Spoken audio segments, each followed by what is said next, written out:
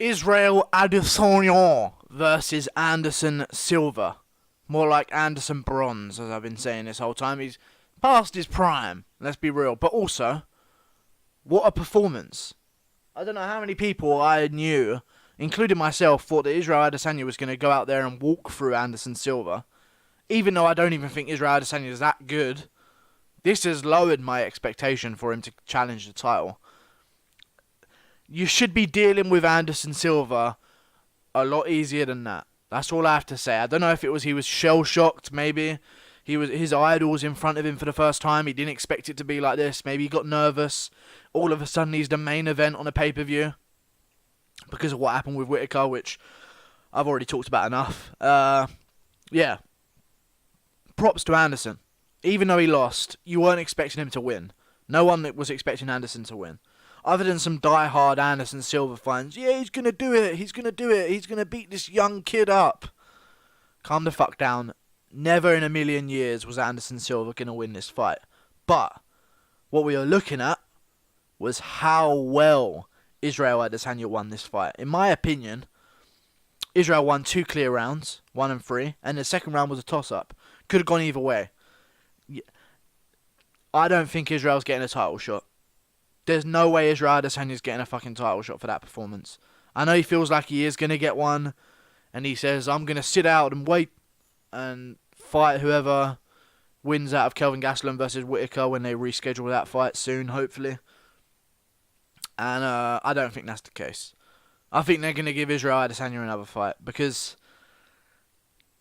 I'm telling you, you fight Whittaker like that. Gastelum might be a better matchup for Israel, because Gastelum's shorter. He's not going to have the range. He's not going to be able to close the distance. And Israel controls that distance very well. I feel like if Israel fights Whittaker like that, you're going to run into some issues, because Anderson's shots, don't get me wrong, Israel was outpointing Anderson, but the shots that Anderson were landing was getting a much bigger reaction out of Israel. Israel was landing like 1, 2, 3, 4, leg kick, high kick, question mark kick on the arms.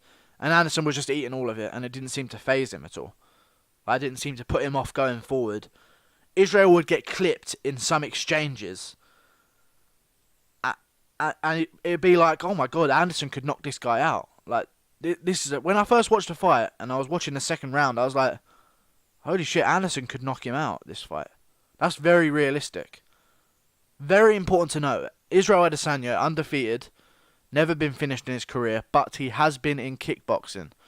We know he can be knocked out. He's not this legendary figure with an iron chin like John Jones. We've never seen him get dropped or anything like that. Israel Adesanya can be knocked out, and he can be knocked out by a man wearing a lot bigger gloves in kickboxing, Muay Thai. So, I'm not sold on Israel Adesanya yet. And unless he completely decimated Anderson Silva, I don't give him any respect for winning this fight. His stock doesn't go up for me in terms of skill. In personality and fame, he gained a lot from this fight. He got a cash grab. He got his name out there on the Australian scene. Everyone in Australia knows who Israel is now. A lot more people around the world know who he is, because he just headlined the main event, even though he hasn't got a title. How often does that happen? Only Conor's ever done that before. So, that's crazy. That's crazy to think about. Israel was the only guy other than Conor, as of recently, to headline the main event without a belt. Whether it be by fluke because Whittaker had to drop out the night of the fight. That's a big deal. That's a lot of eyes on you. A lot of people paying, and you're the thing they're paying for, essentially. Great. But I'm not sold on Israel Adesanya yet. I need to see him versus someone else. I need to see him versus Weidman, Gastelum, Jacare, or Luke Rockhold, or Yoel Romero. Until you beat those guys, none of the other wins matter. Derek Brunson, yeah, who hasn't beat Derek Brunson? Oh, you knocked him out in the first round? Guess who else did? The Jiu-Jitsu champion Jacare Souza knocked out Derek Brunson with a head kick. It's not fucking hard. Whittaker knocked out Derek Brunson in the first round with a head kick as well. Not that fucking hard, Yeah, we made a big deal out of it because of the way it happened. It looked nice and fancy. And then before that, he fights Brad Tavares. Oh my god, he's the real deal. He just dominated Brad Tavares for 5 rounds. Whittaker knocked out Brad Tavares in the first exchange with 1 punch. I feel like we're looking at results, and because it's a win, we're looking at the fight the same way. Oh, he beat Tavares. Oh, he beat Tavares. That's not equal. You have to look into the fights and how things happened. And I don't feel like Israel beat Anderson Silva cleanly enough, man. I don't think he did. I think he needed to knock him out, which is a big ask for Anderson Silva. But I think he needs another challenge, and they're doing a UFC in Africa. I've heard the rumour from Chael Sonnen himself. I've heard him speak about this. And I don't know any better headliner than Israel Adesanya versus Jacare Souza. And then you have Francis Ngannou on the co-main event. Usman can go on the card, you know? There's a plethora of African names in the UFC now. Whereas before there wasn't. But now they've got the market for it. I reckon they could kick the door in and get some people in there. And also, they don't have to be African by heritage. Just chuck some black guys in there and Africa will accept them as their own, you know? You don't have to say anything. You don't have to bring a flag out for USA. Just, yeah, this guy's African, by the way. Yeah, he's fighting for you, you know? So, yeah, that'd be great. But someone at the press conference post-fight said to Dana White, you ever thought about going back to Auckland or something? And he went, we'll see. Yeah, we're going to see about that. That's what he said. And he didn't say no, or no, we don't know, or I don't know that. He sort of hinted that maybe he was going to go to New Zealand again. So, we'll see what happens. We'll see what happens. Either way, Whittaker get well soon. Israel Adesanya, not good enough. You're going to have to beat another big name. In my opinion, Anderson Silva was ranked number 15. You should have destroyed him, and you didn't. So, you know, and even if you destroyed him, I wouldn't have given it that much credit. You know, Anderson Silva, other than the name and the fame of his name, in terms of where he is on the rankings, like, calm down. Calm down. Like, we're not giving a title shot for that shit.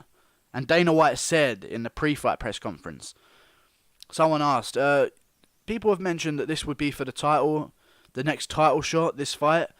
Could you, like, let us know, like, is this really for the title shot?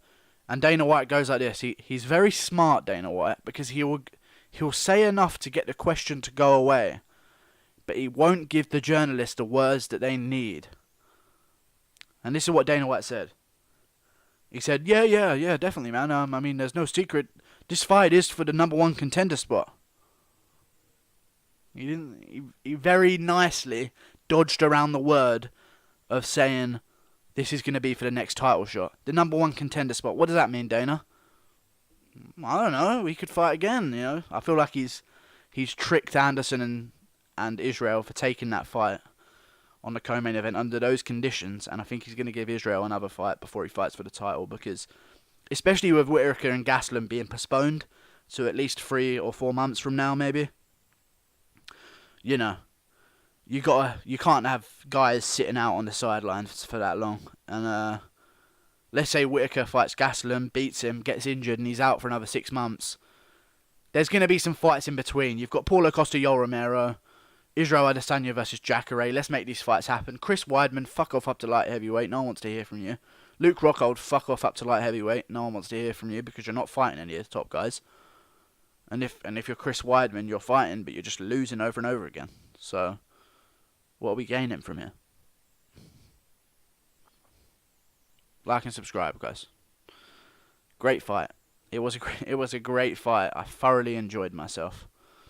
And it was actually emotional at the end. Like, I actually got a bit choked up because I tried to make out the words Anderson was saying to Israel when they were hugging each other at the end.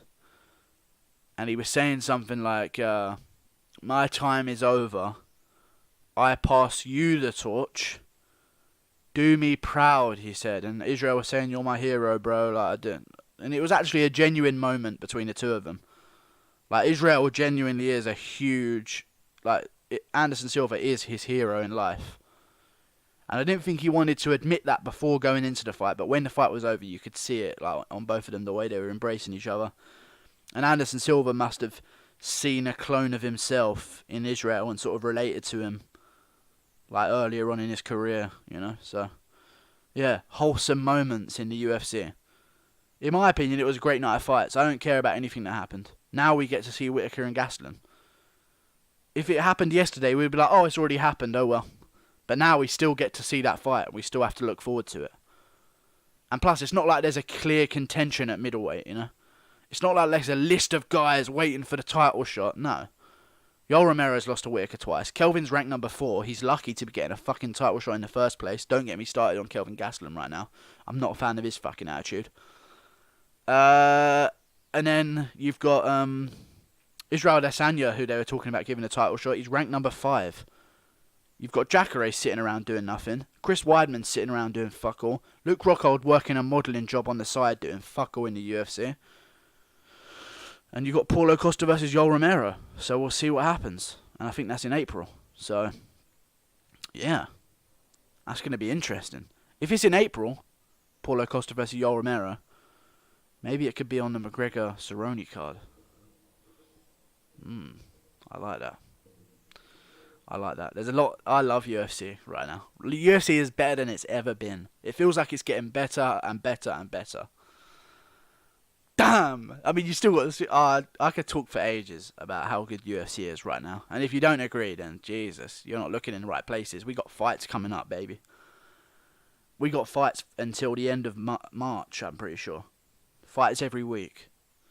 Craziness. I'll see you later, guys. Like and subscribe. Thank you for watching.